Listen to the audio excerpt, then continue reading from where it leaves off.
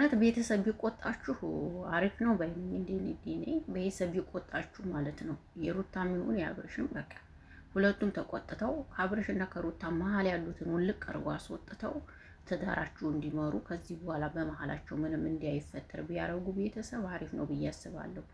እርግጠኛ ነኝ የሩታን ቤተሰቦች ይመለከታሉ፣ የአብርሽን ቤተሰቦች ይመለከታሉ። ስራ ይስሩ ብለው ነው እንጂ ይሄንን ታውቃላችሁ ብዬ ተስፋ አደርጋለሁ። ግን ደግሞ እንደዚህ የሆኑ ስራ በጣም ያስጠላልና የአብርሽም ሆነ የሩታም ቤተሰቦች እውነት ለመናገር ብትቆጧቸው አሪፍ ነው ባይ ነኝ። ሜላት በፊት በጣም ትንተን ነበር ታወራ ነበር ስለነሱ ምናምን።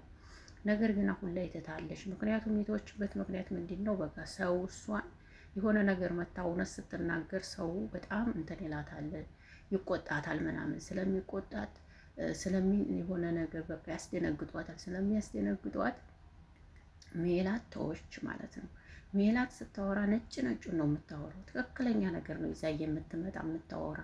ግን ሰው እሷ ስታወራ ደስ አይለውም፣ ብዙ እንትን አይቀበላትም፣ ተቀባይነት የላትም እውነት ስለምታወራ ማለት ነው። እና ስለነሱም እንዲታወራ አይፈቅዱላትም ይመስለኛል። ምክንያቱም እውነት ታወራለች። ሜላት ጎበዝ ናት፣ እውነት ነው የምታወራውና ይህን ነገር ብትተውትና ብታቆሙት ወደ ራሳችሁ ብትመለሱ አሪፍ ነው ባይነኝና የሩታውን ማክስት ማለት ነው ብትቆጫቸው እንደ ታላቅነት አሪፍ ነው። ይሄ ዳዊት የሚባለው ሰውዬ እንኳን የሆነ ዝም ብሎ ነው ለራሱ እንኳን የማያውቅ ነው። እንኳን አንዴ ከሩታ ይሆናል፣ አንዴ ታብርሽ ይሆናል። እንዲያውም የሚገፋፋው ይሄ ዳዊት የሚባለው ከሩታ ጋር ከሄርሜላ ጋር እንዲሆን ነው አብርሽን እየገፋፋው ያለ ማለት ነው። ስለዚህ ይሄ መሆን አለበት ብዬ አላስብም። እውነት ነው መናገር ግን አስቡበት። እንደዚህ አትጨመላለቁ፣ ይበቃችኋል ብዬ አስባለሁ ነው የምለው። ይሄ ካልሆነ ደግሞ አላቅም። ብቻ ግን እውነት ለመናገር ነገሩ የገረመኝ ነው። ምክንያቱም እንደዚህ ይሆናል ብዬ አልጠብቅም። ይበቃችሁ ብዬ አስባለሁ። ተጨመላለቃችሁ በጣም ከሚባል በላይ ስራም ቢሆን ከዚህ በላይ መጨመላለቁ ተገቢ ነው ብዬ አላስብም። እንግዲህ የሆነ እናንተ ናችሁ ደግሞ ራሳችሁ ታውቃላችሁ እንጂ ተገቢ አይደለም ብዬ አስባለሁ።